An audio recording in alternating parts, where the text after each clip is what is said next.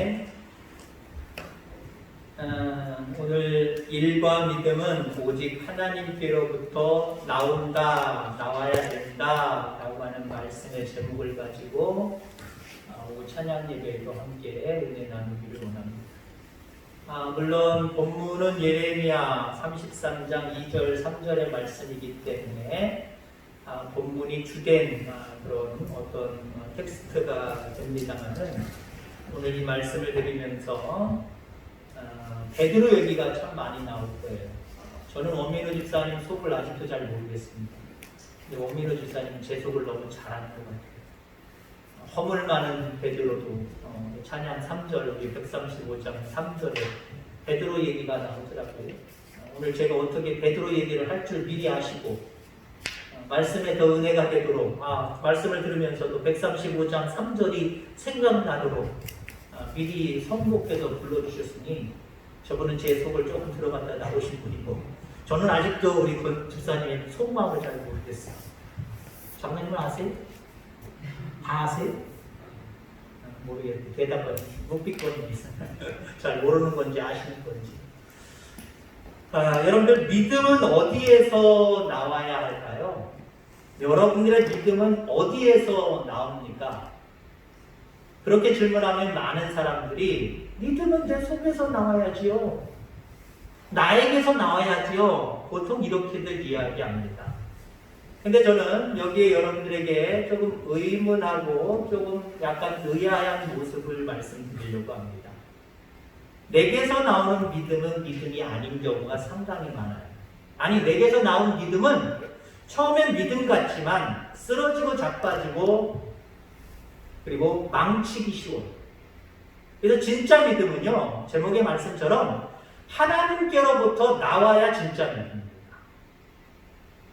언뜻 볼 때는 나에게서 다 나오는 것 같은데 믿음의 세계를 더 깊이 있게 파고 들어가면 나의 믿음은 내게서 나오는 것보다는 더 불안하거든요. 하나님께로부터, 주신 하나님께로부터, 부으신 하나님께로부터 나와야 확실하다라고 하는 거예요. 자, 베드로 얘기하죠. 예수님이 한 번은 제자들과 배를 타고 가셔야 되는데 예수님이 제자들만 먼저 보내시고 예수님은 기도하러 가셨습니다. 제자들만 그 겟셋만의 갈릴리 바다라고 하는 그 바다 호수를 건너게 되는데 그만 돌풍을 만나게 되죠. 풍랑을 만나게 되지요. 뱃사람들이 많은 제자들이었기 때문에 경험상으로 그러한 어떤 파도 이겨낼 수 있을 겁니다. 근데 그들이 경험하지 못했던 태풍이었습니다. 그런 여러 가지 험난한 그런 풍파였습니다. 자기들의 노력으로 아무것도 되지 않은 그 찰나에 예수님께서 무리를 걸어서 그 배로 가까이 오셨지요.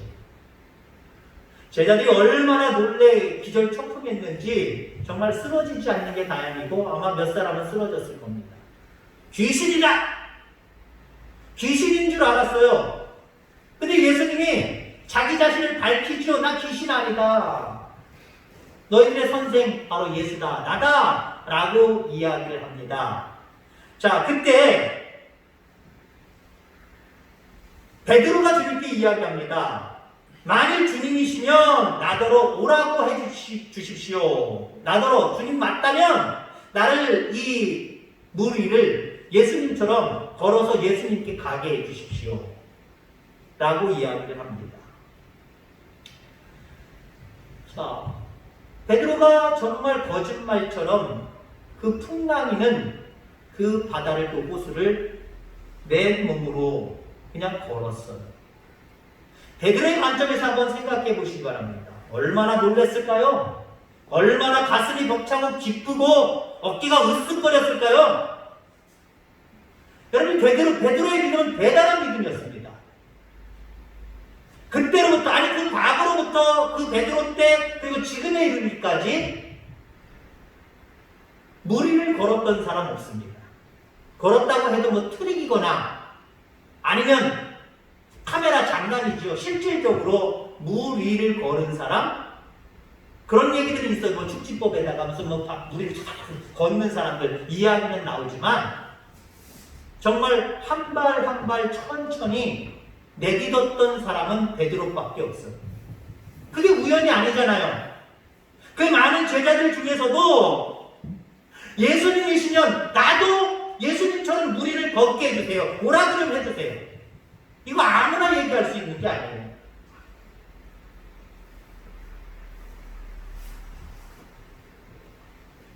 자, 그런데 그 베드로가 잠깐 걸어가다가 풍랑을 바라보는 순간 그만 물에 빠집니다. 그래서 막 죽을 지경에 놓여서 어프어프거릴 때 예수님이 다가오셔서 그의 손을 붙들어 주시죠. 그러면서 베드로에게, 그리고 제자들에게 하신 말씀이 있어요. 뭐라고 얘기합니까? 마태복음 14장 31절에 보니까 믿음이 적은 자여 왜 의심하였느냐 라고 이야기합니다.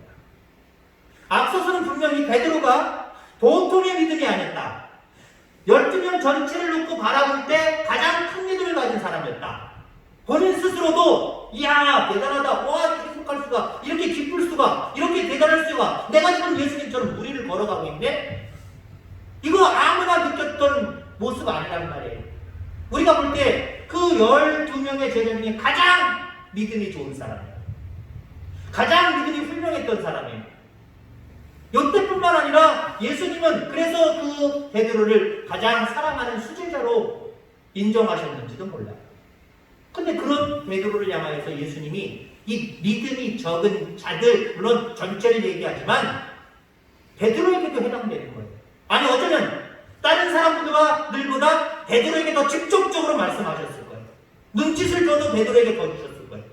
아예 시도도 해보지 않은 사람들은, 제자들은 그냥 들리는 목소리로 들렸지 모르지만 그 믿음이 적은 자여라고 이야기하는 그 상황을 가만히 보면 손을 내밀어서 베드로를 건져내신다고 바로 얘기하셨거든요. 그러니까 예수님의 시선이 주로 어디 가셨을까요? 베드로에게 집중되셨을 것 같아요. 그러면서 믿음이 적은 자야라고 충만하십니다. 아니 그렇게 믿음이 좋은 사람인데요? 11명의 다른 제자보다 훨씬 더 믿음이 좋은 사람인데요? 근데 지금 예수님은 물속에 빠져서 엎어버리는 그 베드로를 건져내시면서 믿음이 적은 자라고 이야기하시렸다는 거죠. 여러분들, 베드로처럼 우리의 믿음은 이렇게 연약한 겁니다. 조금 전까지 한번 생각해 보세요. 베드로는 천국에 있었을 겁니다. 왜요? 남들이 경험해보지 못한 무리를 걸어가고 있는데요. 천국을 경험한 것 같았을 거예요. 근데 어떻게 됐습니까? 잠시 후에 천국과 같은 그 현장이 지옥으로 변했잖아요. 지금 죽느냐 사느냐 어프어프거리고 있잖아요. 나 살려라 하고 있잖아요.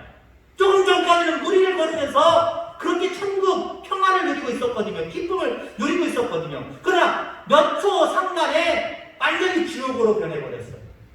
자기 몸 하나도 간수하지 못하고 자기 몸 하나도 건져내지 못하는, 남의 손에 의지해서 살려달라고 하는 그 아비규 안에 죽음 가운데 물려있는 베드로의 모습을 바라보게 됩니다. 여러분, 누구의 말 한마디에 우리도 어떻습니까? 기쁨이, 비전도, 사명도 있다가도 어떤 경우 한꺼번에 다 잊어버립니다. 아니 이 자리에서 은혜 받고 기쁜 마음으로 감격하여 오늘도 은혜 받았다, 내가 이렇게 살아야지 라고 이 문 밖에 나가는 순간 지나가는 이웃들과 때로는 시비가 붙고, 집에 가서 말 한마디, 남편의 말 한마디, 아내의 말 한마디, 자녀들의 말 한마디에 실망하고 실족해서 그만 내가 은혜 받은 자답게 내가 살아야지 라고 하는 어떤 믿음에 대한 결의가 싹 사라져버리고, 어떻습니까? 우리의 입술에서 하나님이 기뻐하시는 말들과 감정들이 표출되잖아요. 우리의 믿음은 그래요.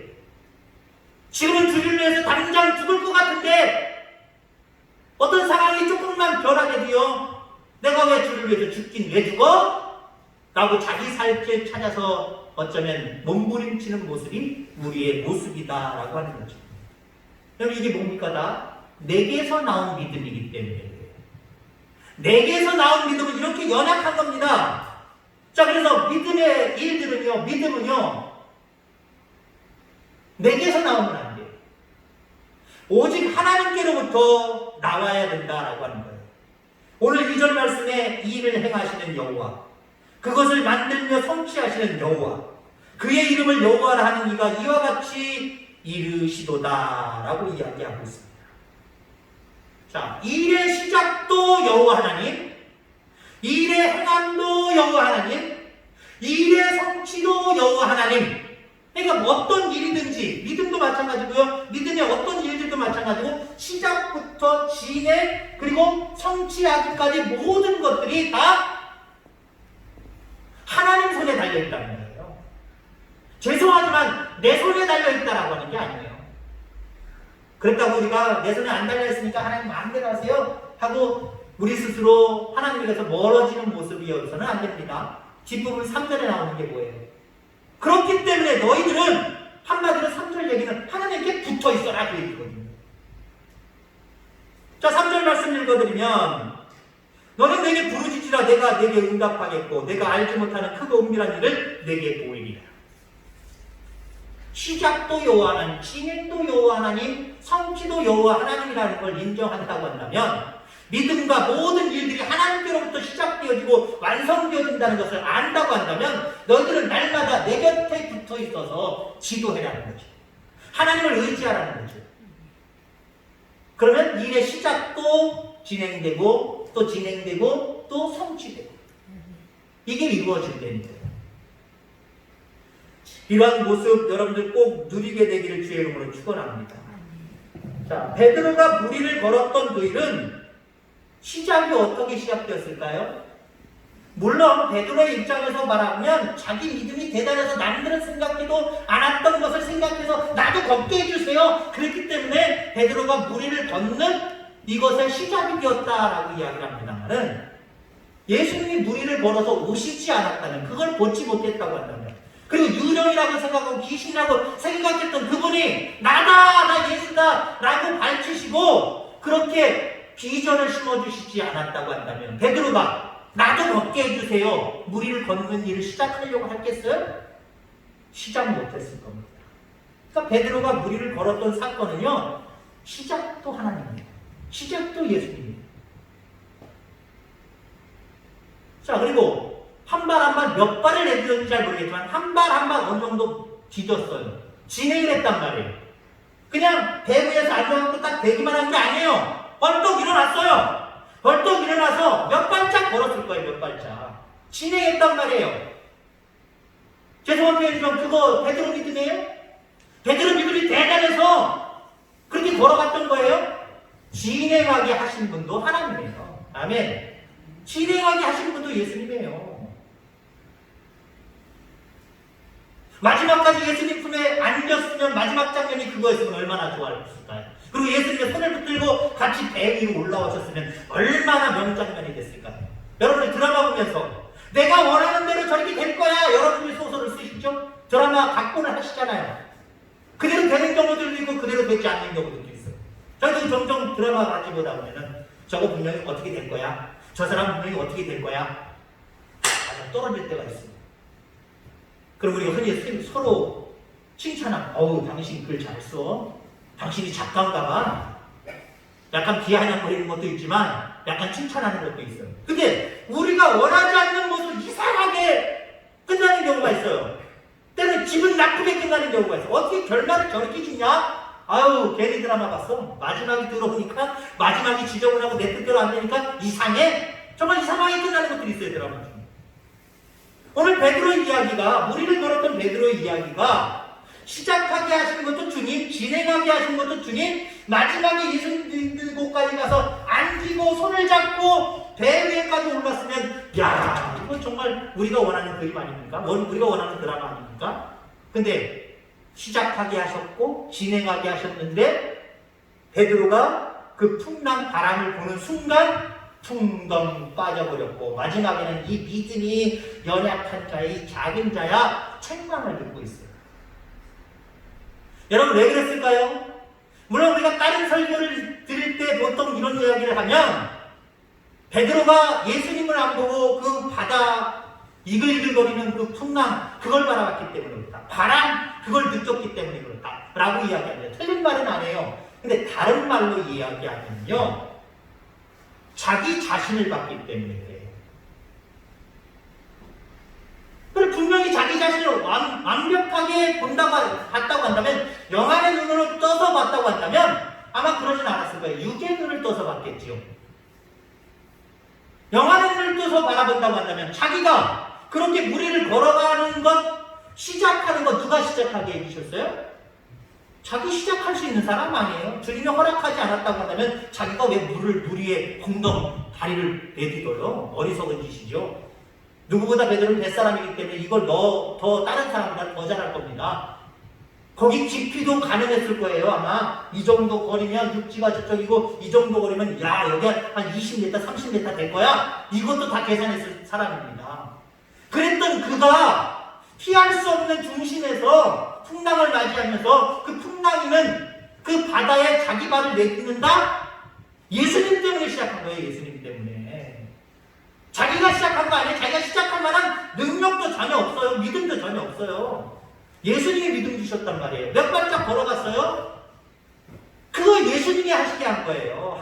진행하게 하신 거예요. 그러면 마지막에는 풍랑을 봤단 말이에요. 바람을 느꼈단 말이에요. 그래서 풍덩 빠졌단 말이에요. 그 이야기는 끝까지 시작하게 하시고 진행하게 하시고 성취하게 하시는 그 예수님을 봤다고 한다면 그런 결과는 없었을 거예요. 근데 시작하게 하신 하나님, 진행하게 하신 하나님이 마지막까지 성취하게 하신다라고 하는 것을 바라봤다라고 한다면, 다시 말해서 그렇게 하시는 주님을 봤다고 한다면 풍덩 빠지지 않았어요. 우리가 원하는 대로 예수님까지 가서 예수님 품에 안았을 거고 예수님 손 붙들고 배까지 다시 역으로 걸어와서 배 위에 올라섰을 겁니다. 자, 근데 시작하고 진행할 때까지는 자기를 싹 잊어버리고 있다가 풍랑을 바라보는 순간 야, 이 풍랑 속에서 내가 할 수 있는 일이 뭐지? 라고 하는 순간 자기가 할 게 하나도 없거든요. 무게중심을 하나님께 줬다가 무게중심을 자기에게 뒀거든요. 그러니까 빠지는 거예요, 여러분들. 그러니까 빠지는 거예요. 좀 말도 안 되는 이야기지만 여러분, 문제 속에 사람들이 왜 빠져서 답답함을 느끼고 그 문제에 휩싸여서 왜 고난과 고통을 받습니까? 우리가 무겁기 때문에 그래요. 말도 안 되는 얘기 같죠? 우리가 무겁기 때문에 그래요. 왜? 그 문제 앞에서 그 문제를 해결할 무게중심을 나에게 주기 때문에 내가 어떻게 정답을 얻지? 내가 어떻게 이 문제를 헤쳐나가지? 자기에게 비중을 두기 때문에 문제는 물과 같아요. 그래서 우리는 빠지는 거예요. 문제 속에 그 수렁 속에 깊이 빠져버리고 해결을 하지 못하고 그냥 답답하게 살아가는 거예요. 근데 여러분들, 어떤 문제 속이든지 그 문제 속에서 더 좋은 것을 허락하시는 하나님을 믿는다고 한다면 우린 가벼워져요. 왜? 무게중심을 하나님 앞에 뒀기 때문에. 우린 가벼워져요. 가벼워지니까 어때요? 문제 속에 빠지질 않아요. 오히려 그 문제 속에서 하나님이 주시는 더 좋은 답을 얻어서, 죄송한 표현이지만 훨훨 가볍게 날아서 문제 속에서 밖으로 빠져나올 수 있는 거예요. 믿음의 무게중심을 오늘 얘기하는 겁니다. 일과 믿음은 오직 하나님께로부터 나온다. 그러니까 앞서도 얘기한 것처럼 나는 아무것도 안 해도 된다 라고 하는 것을 착각하지 마시기 바랍니다. 무게중심적인 걸 얘기하는 거예요. 어디에다 비중을 두느냐를 생각을 하는 거예요. 믿음은요, 또 믿음 가운데 행하는 모든 일들은요, 오직 여호와께로부터 시작하고 진행하고 성취돼야 됩니다. 이를 위해서 우리 곁에 오신 거고요. 그래서 3절 말씀처럼 우리 가운데 부르짖으라고 라고 우리에게 말씀하시는 거예요. 날마다 주님께 무게중심을 두고 주님이 허락하시는 것들로 시작하고 진행하고 성취될 때까지 조금도 한눈 팔지 말고 주님께 부르짖고 주님을 의지하며 살아가는 저와 여러분들 다 되기를 주의 이름으로 축원합니다. 기도하겠습니다. 하나님 감사합니다.